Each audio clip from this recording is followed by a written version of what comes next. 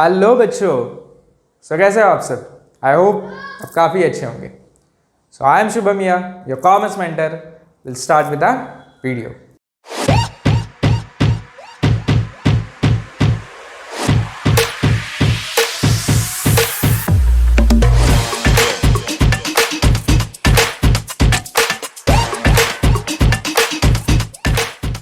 आज की इस वीडियो में इस टॉपिक में हम लोग क्या देखने जा रहे हैं, ठीक है। एक लास्ट वाला मैंने एक सम किया था, जर्नल एंट्री का एक सम किया था, तो वहाँ पे कुछ चीज़ जो थी, एक ट्रांजैक्शन था, मैंने मिस किया था, मैंने रफ किया था, मैंने बोला था कि ये ट्रांजैक्शन हम लोग बाद में करेंगे, ठीक है।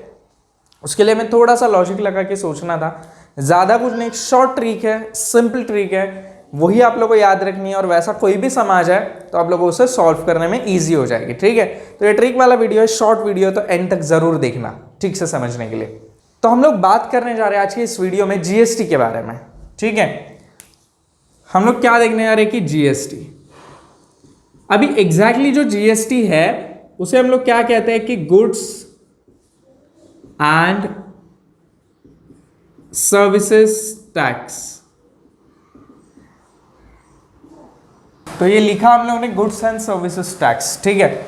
गुड्स एंड सर्विसेज टैक्स मतलब क्या, जो कोई भी हम लोग गुड्स को बाय करते हैं, जो कोई भी हम लोग सर्विसेज को एंजॉय करते हैं, उसका बेनिफिट लेते हैं, तो उसकी वैल्यू तो हम लोग पेड करते हैं, लेकिन साथ में हमें गवर्नमेंट को उसका टैक्स भी पेड करना पड़ता है उन चीज़ों का, तो उसे हम लोग क्या कहते हैं, goods and services tax.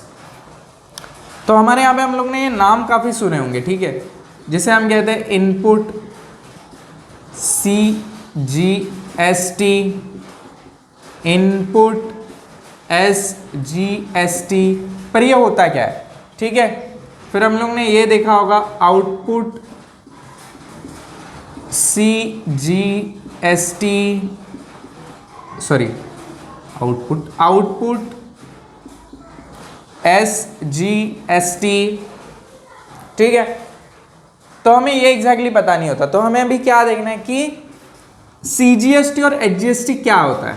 CGST और HGST क्या होता है, देखो जब GST पेड की जाती है, ठीक है, जब हम लोग GST पेड करते हैं तो उसका बाइफर्केशन होता है और दो भाग में उसे डिवाइड करते हैं। अगर हम लोग 18 रुपीज़ GST पेड कर रहे हैं तो उसका 9 रुपीज़ और 9 रुपीज़ विल बी स्प्लिट, ठीक है। 9 रुपीज़ जो है वो क्या होगा, CGST यानी कि सेंट्रल गवर्नमेंट को जाएगा, और 9 रुपीज़ जो होगा वो स्टेट गवर्नमेंट को जाएगा, ठीक है। यानी कि ये सेंट्रल और ये है स्टेट। इसमें और एक होता है IGST, जैसे हम integrated goods and services tax भी कहते हैं, ठीक है।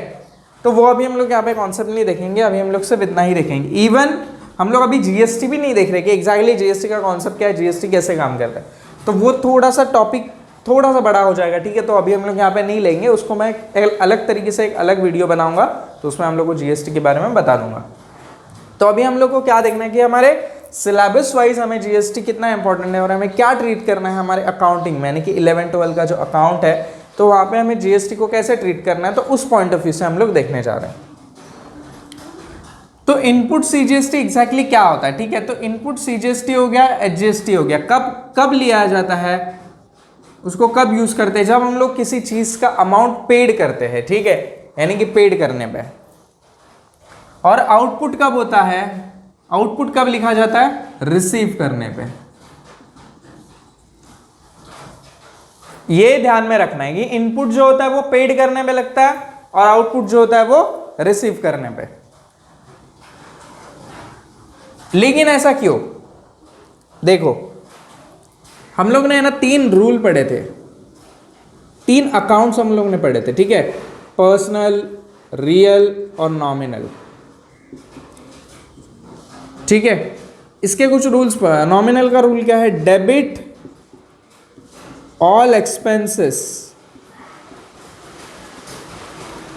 क्रेडिट ऑल इनकम्स, ठीक है, ये हम लोग ने पढ़ा था। सो व्हेन वी पे द GST, जब हम लोग GST को पेड करते हैं, जब हम लोग GST को पेड करते हैं तो इसका मतलब क्या कर रहे हैं, हम लोग एक्सपेंस कर रहे हैं, ठीक है। तो इसके लिए हमेशा जो इनपुट होता है, इनपुट CGST और HGST होता है, वो कहाँ लिखा जाता है, डेबिट साइड में। आप लोग ने हमेशा देखा होगा डेबिट साइड में। और जब हम लोग रिसीव करते हैं, यानी कि वो जीएसटी को, जो सीजीएसटी को हम लोग रिसीव करते हैं, तो तभी हम लोग क्या करते हैं कि हमें इनकम कंसिडर करना है, ठीक है। वो हमें गवर्नमेंट को ही पेड करना होता है, गवर्नमेंट को ही इनडायरेक्टली जाता है। जब वो कॉन्सेप्ट बताऊंगा ना जीएसटी का तो आपको समझ में आ जाएगा, ठीक है। ये डायरेक्टली गवर्नमेंट को जाता है, तो हम लोग रिसीव कर रहे हो, उसे रिसीव कर रहे हैं, इसे हमें क्या दिखाना है क्रेडिट साइड में, तो इसके लिए हम लोग टू आउटपुट लिखते हैं हमेशा। What we write, to output, ठीक है। तो आगे जो होगा वो, so it is simple trick very much.